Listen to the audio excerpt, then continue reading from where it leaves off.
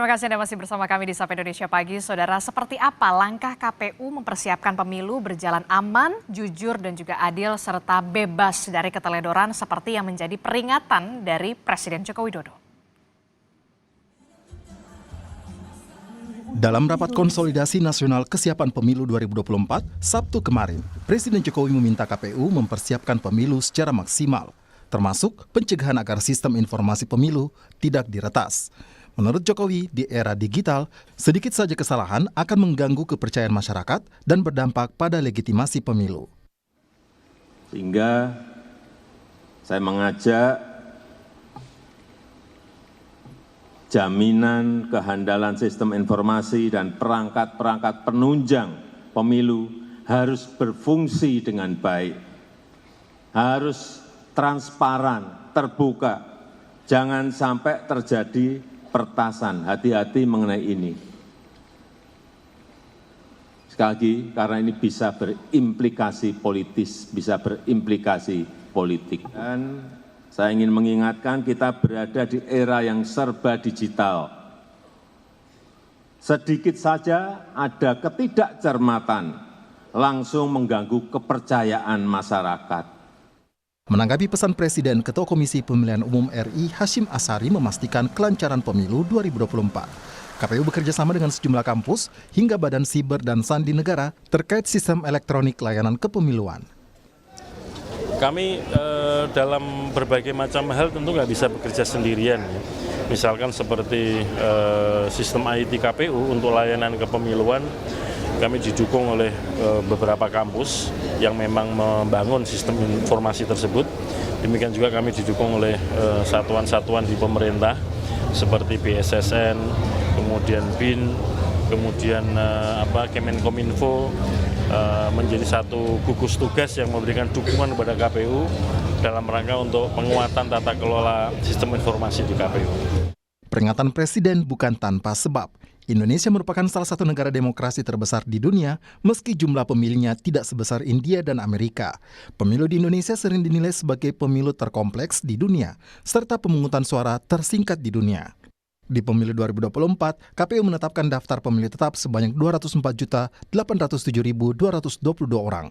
Dari jumlah itu, sebanyak 1.750.474 orang merupakan pemilih di luar negeri. Selain mengingatkan soal bahaya peretasan, Jokowi juga mengingatkan pemilu harus berlangsung secara jujur dan adil. Tim Liputan, Kompas TV. Ya, Saudara, tahun 2024 menjadi tahun politik. Suhu politik yang memanas bisa saja kemudian mengancam terjadinya perpecahan di antara masyarakat akibat perbedaan pilihan politik. Lalu bagaimana menjaga persatuan di tengah perbedaan politik ini? Pagi ini kita akan membahasnya dengan cendekiawan Muslim, Ketua MK pertama 2003 hingga 2008 dan juga anggota DPD RI 2019 hingga 2024 sudah ada di studio Profesor Jimli Asidiki. Assalamualaikum Prof. Waalaikumsalam. Selamat tahun baru. Selamat tahun baru. Semua pemirsa, selamat tahun baru 2024. Oke, tentu saja banyak doa dan juga harapan baik Prof di tahun 2024 ini karena kita tahu sendiri kemudian tahun 2024 ini merupakan tahun politik, ya kan? Sebelum pelaksanaan pemilu saja kemarin sudah panas nih Prof ya, kita sudah tahu kemudian ada putusan MK, kemudian Prof juga yang kemudian menghandle itu soal Majelis Kehormatan MK. Pandangan Prof soal pemilu 2024 ini di tahun politik ini 2024. Ya, saya setuju bahwa pemilu 2024 ini sangat kompleks. Banyak masalah, jauh lebih banyak dari pemilu sebelumnya. Apalagi dibandingkan 2019 ada incumbent. Nah, sekarang kan nggak ada. Akan terjadi perubahan, pergantian kepemimpinan menyeluruh. Eksekutif, legislatif, ya seluruh Indonesia termasuk pilkada kan. Nah, jadi lagi pula perkembangan disrupsi teknologi sekarang ini lebih parah, makin parah gitu. Jadi ancamannya nyata, karena itu kita semua harus berhati-hati. Pertama, para penyelenggara. Apa yang perlu pertama dihati-hati? Ya, itu KPU, Bawaslu, sama DKPP, termasuk akhirnya nanti MK, harus memperlihatkan profesionalisme, kesungguhan bekerja untuk bangsa dan negara, dan netral. Netral itu bukan hanya dikatakan, tapi ditunjukkan, diperlihatkan. Kata-kata, tindakan yang mengundang kecurigaan orang, jangan sampai terjadi. Jadi looks independent. Nah, jadi independent and looks independent. Jadi independen dan kelihatan, atau bahasa lainnya kalau dalam kode etik Bangalore Principles of Judicial Conduct itu untuk para hakim terutama harus memperlihatkan must be neutral, impartial, independent and looks and appear to be independent. Jadi harus diperlihatkan kepada publik. Walaupun masing-masing kita punya preferensi politik sendiri, kan kita punya hak pilih nanti. Tapi jangan warga negara punya hak pilih. Kecuali TNI. TNI nggak punya hak pilih. Tapi tetap dia harus netral. Jangan memperlihatkan atau mengundang kecurigaan. Apapun, baik kata-kata maupun tindakan, itu harus dicegah. Itu satu. Nah yang kedua, para peserta, baik parpol maupun caleg, ya, calon presiden, juga harus menunjukkan sikap, ya, tidak saling serang. Pertama yang harus dicegah itu ya black campaign. Negatif campaign juga jelek, ya kan? Yang baik itu kita tonjolkan positif campaign untuk masing-masing. Jadi para pendukung harus memperlihatkan kehebatan, kebaikan supaya yang dia dukung itu bisa dipercaya. Itu. Nah, negatifnya orang lain nggak usah dipersoalkan, bukan urusan kita. Tapi kalau sekarang Anda melihatnya sekarang lebih banyak apa? Justru yang negatif campaign yang paling banyak, bahkan black campaign. Apalagi di medsos. Ada kejadian sedikit aja. Padahal peristiwanya 5 tahun yang lalu. Nah, itu dia yang kemudian bagaimana kita sebagai masyarakat pemilih begitu ya bisa apa ya, tetap bijak begitu, apalagi di media sosial. Jangan sampai kemudian 5 tahun yang lalu 2019 polarisasi yang sempat terjadi pada kala itu jangan sampai ini terjadi lagi, Prof. Ya, polarisasi itu susah mencegahnya dan memang sebetulnya plus minus. Bisa aja kita lihat positif aja, apalagi menjelang pilpres kayak sekarang ini ada 3 calon kan.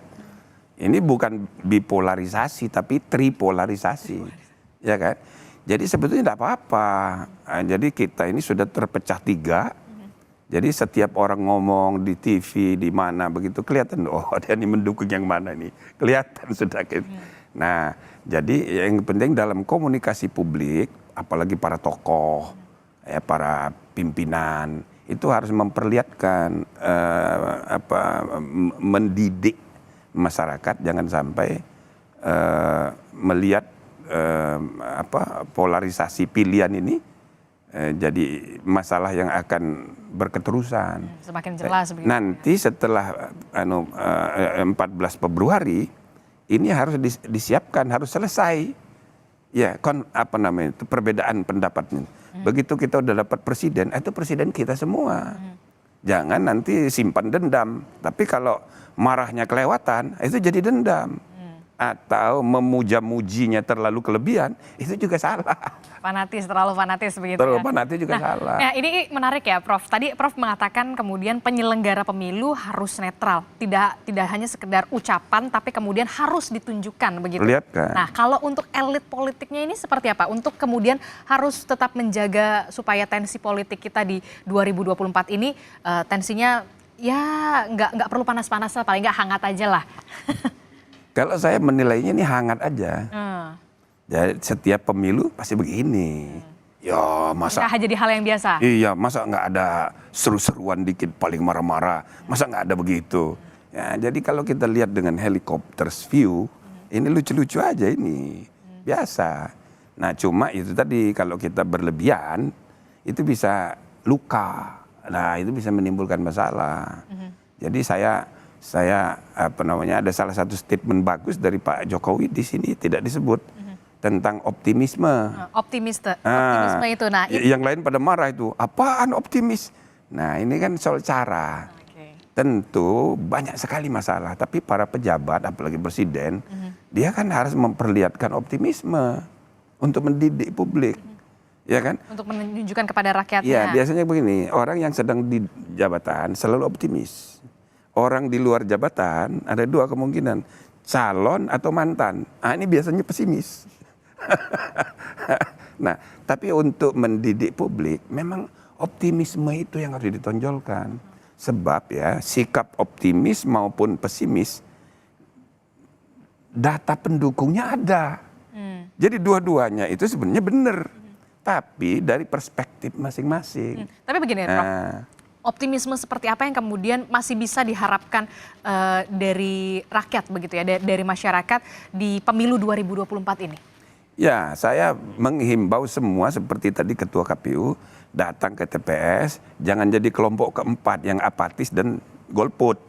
Pokoknya kita harus memilih, menentukan sikap, menggunakan hak pilih kita, ya kan? Dan nanti begitu kita ya meraih kemenangan, apa yang kita pilih, ya kita bersyukur, alhamdulillah. Tapi seandainya kalah, ya nggak apa-apa juga. Kan kita memilih pejabat resmi, pemimpin resmi, dan akan menjadi pemimpin bagi kita semua, gitu loh. Nah, jadi himbauan saya kepada masyarakat, gunakan hak pilih, ya kan, dan kurangi semangat untuk memberi dukungan emosional, dan juga kurangi semangat untuk menjelek-jelekkan lawan politik. Itu menjadi contoh yang kurang kurang baik. gitu ya? Walaupun kita sebetulnya ini kan ada dua ya. Kalau di medsos itu kan elit aja paling 10 jutaan yang aktif gitu, serang menyerang.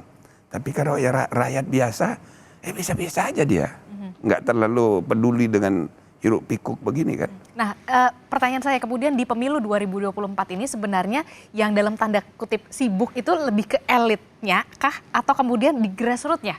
Kalau saya lihat lebih banyak di elitnya ini. Oke. Terutama ya para pendukung ini kan. Oh, setiap kejadian, waduh sibuk sekali.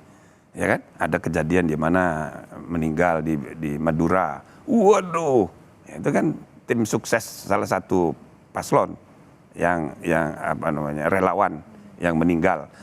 Ribut. Tapi sebaliknya satu lagi begitu juga. Begitu ada kejadian yang merugikan kelompok dia, ya kan? Kebetulan misalnya TNI yang terlibat, pada sebenarnya kejadiannya bisa biasa saja. Itu bikin konferensi pers segala macam. Jadi memang ini dinamika menjelang pemilu ini biasa kayak begini. Nah, jadi saya mengajak semua orang untuk memahami ini sebagai dinamika biasa lah, nggak usah terlalu serius, gitu loh. Kita gembira aja. Dilakukan dengan politik yang gembira karena pesta demokrasi ini dilakukan 5 tahunan gitu ya, dan semua warga negara kemudian punya hak politik yang sama, punya hak pilih yang sama. Nah, apa yang kemudian bisa dilakukan nih agar masyarakat ini tetap bersatu di tengah kemudian perbedaan politik kita? Ya, jadi gini ya, harus dicatat ya, kita ini sebagai bangsa berdemokrasi ini disebut sebagai the third largest, demokrasi terbesar ketiga, nomor 3 di dunia. Dari segi jumlah, tapi dari segi kualitas demokrasi kita indeksnya baru 54, masih jauh banget. Ketinggalan dibandingkan negara-negara lain. Ketinggalan, maka kalau tidak sempurna ini pemilihan umum, ya biasa-biasa aja lah. Ini kan negara yang baru berdemokrasi ini, jadi kita harus meningkatkan kualitas dan integritas martabat demokrasi, mulai dari pemilu yang bermartabat. Pemilu yang berintegritas. Nah, jadi kita ikuti aja dengan gembira, jangan sampai melanggar hukum, itu aja. Oke. Pendidikan politik seperti apa yang memang seharusnya sudah tertanam begitu ya apalagi di 2024 ini? 2024 ini tentu paling lebih sulit ya, karena ini serentak, ada pilkada juga. 2019 berapa tuh petugas pemilu yang meninggal dunia? Nah, kita doakan jangan sampai meninggal dunia. Jangan sampai terulang kembali. Artinya lebih kompleks, maka kita juga harus antisipasi, ya kan? Jangan terlalu emosional mengekspresikan dukungan maupun mengekspresikan sikap anti kepada calon yang lain. Nah, ini bagian dari pendidikan politik dalam arti umum. Nah, yang penting juga adalah para pejabat. Sekarang ini pejabat terpecah. Ada menteri kelompok sini, ada menteri kelompok sini. Nah, sedangkan dia harus menjalankan fungsi pelayanan publik, harus netral. Maka ke depan memang harus dipikirkan, harus ada larangan rangkap jabatan dan larangan benturan kepentingan dari semua aspek. Maksudnya larangan rangkap jabatan kemudian ketika para menteri kemudian atau kepala daerah maju begitu seharusnya memang mundur atau seperti apa? Idealnya begitu. Oke. Jadi kan sudah ada undang-undangnya dulu, tapi oleh MK malah dibatalin gara-gara melihatnya itu terlalu teknis sebagai persoalan ya hak asasi manusia, tapi dipahami tekstual, tidak melihat ya transformasi demokrasi Indonesia dalam jangka panjang, bahwa bangsa kita ini masih feodal. Politik kita ini, perilaku politik kita feodal, bentuk negaranya republik. Nah, ini kan harus direkayasa menuju modernisasi politik masa depan. Nah, salah satunya aturan mengenai tidak boleh itu rangkap jabatan, tidak boleh itu anggota keluarga sesama jadi caleg di situ, caleg di situ. Nah, ya kan, antar partai, ketua umum anaknya jadi penerus, nanti cucunya lagi. Nah, ini harus dicegah. Caranya ya harus ada policy reform. Ya kan? Harus ada perbaikan itu ya? Iya, kemarin sudah ada tapi oleh MK dibatalin. Nah, itu kan ya karena wawasannya nggak luas melihat masa depan yang peradaban yang harus dibina. Itu kan nggak mudah. Jangan hanya karena titik koma undang-undang dasar. Ya kan? Ya memang itu hak asasi manusia, semua orang punya hak. Ya sama aja kayak Hillary, kan istrinya Bill Clinton. Masa bininya yang jadi capres? Ya tapi di Amerika itu dianggap human rights. George Bush senior, punya anak namanya George Bush junior, jadi presiden juga. Tetapi human right dalam konteks Amerika itu, sistem politiknya sudah melembaga, budaya feodalnya sudah nggak ada lagi. Nah, kita kan belum, maka perlu ada desain masa depan yang kita harus rekayasa untuk dimodernisasikan. Salah satunya itu tadi, supaya ya antara pejabat misalnya ya idealnya ya, kalau dia menteri mau jadi calon, ya berhenti dong mengundurkan diri, bukan sekedar apa namanya itu cuti. Itulah yang kemudian dikhawatirkan ada konflik kepentingan begitu ya. Tapi undang-undangnya pun diubah juga oleh MK atas nama human right lagi. Jadi memang masih banyak yang perlu kita benahi. Catatan kritis apa yang krusial yang memang harus segera dibenahi? Jangan sampai kemudian yang tadi Anda sebutkan ini kemudian terulang kembali, apalagi soal etika berpolitik. Ya, saya rasa kita berharap mudah-mudahan presiden yang terpilih yang akan datang punya wawasan gitu ya. Jadi jangan sampai ya isu perubahan dan kesinambungan diadu domba. Ya kan?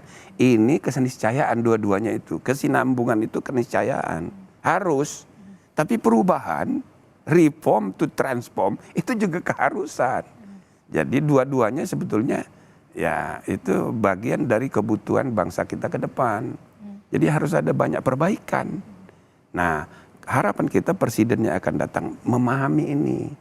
Ya, bukan hanya menjadi politisi yang menikmati jabatan, tapi jadi pemimpin yang transformatif, mengarahkan perkembangan bangsa kita ini ke arah peradaban yang lebih maju.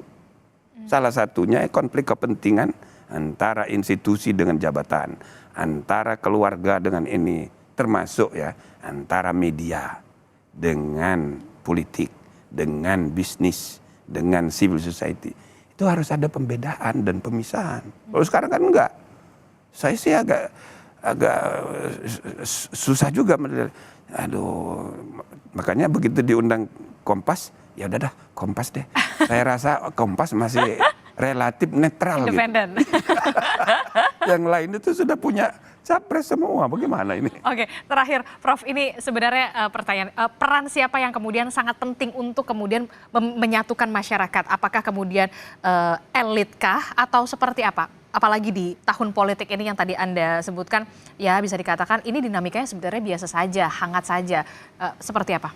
Ya pertama tentu presiden. Presiden terpilih itu pertama kali yang harus dia bayangkan, yang dia harus dipikir, bagaimana merangkul. Nah, jadi saya lihat visi 3 orang ini mirip-mirip lah ya dari segi kebutuhan untuk merangkul itu. Ya mudah-mudahan itu pertama yang dilakukan. Nah yang kedua elit partai itu juga harus menenangkan, terima dong, terima menang, terima kalah. Jangan siap menang doang, siap kalah juga. Jadi kalau kalah nanti ya kasih selamat lah. Nah jadi saya rasa kalau itu dilakukan, yang lain tuh nanti agak reda, mudah gitu. Nah, tapi kalau 2 ini, satu presiden terpilih sama wapresnya tentu saja, dan pimpinan partai-partai itu tidak malah ngompori, itu kan repot gitu. Ya kan? Oke, apa yang kemudian harus dimaknai untuk kita semua ya? Tidak hanya soal elit, kemudian pemimpin, tapi juga untuk kita semua pemilih. Kan kita juga melihat ya, kalau dari survei Litbang Kompas ini saja masih ada 28 kalau tidak salah, 28,7% undecided voters. Biasanya mereka adalah pemilih-pemilih yang rasional, Prof. Ya bisa, mereka itu masih menunggu, bisa juga udah punya sikap golput. Dan itu di semua pemilihan umum seluruh dunia pasti ada. Dan tingkat partisipasi politik di Indonesia termasuk tinggi. Kalau dibandingkan Amerika, kita jauh lebih tinggi. 20%, misal 20% itu semuanya golput. Itu masih 80% memilih.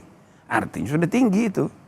Nah tapi saya percaya bahwa yang 20% itu kebanyakan masih nunggu.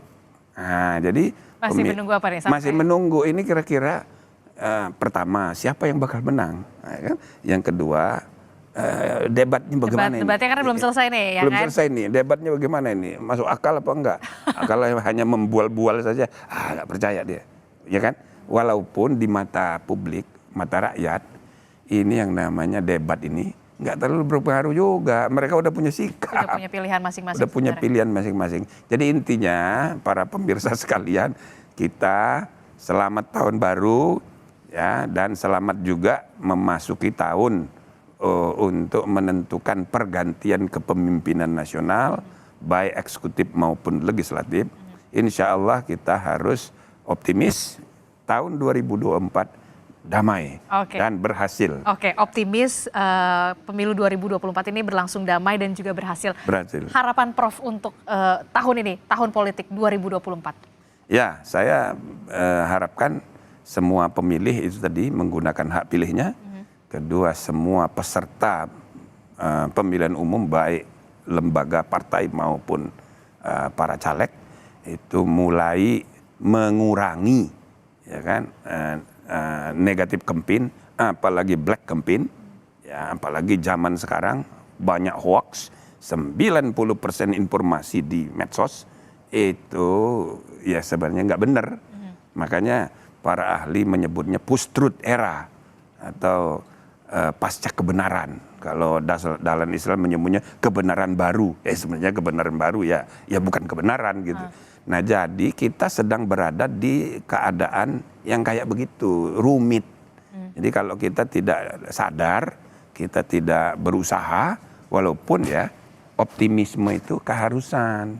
Optimisme itu jangan hanya karena posisi, karena you jadi pejabat, you ngomongnya optimis melulu. Karena you mantan pejabat atau bakal jadi pejabat, you ngomongnya pesimis supaya pilih saya supaya ini lebih baik, begitu. Nah, tetapi pendidikan publik tentang optimisme itu penting.